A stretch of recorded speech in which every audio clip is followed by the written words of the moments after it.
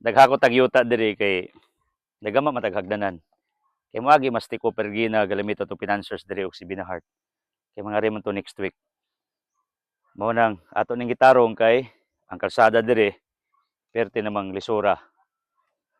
Gama taghagdanan. Pero perti nang dakoa. Oh, under developments pa ni naghakot si Turo og bato. Yara. Dito ato patong tambakan tong Saira, puhon. Muluag pa gini. Sumusod diri sa kalibo kapin. Chapel nato sa Elohim. Dadtong stage. Ug naay mga reunion, pre-rally, events, politika. Pwede diri na politika. Exclusive. Way gubin.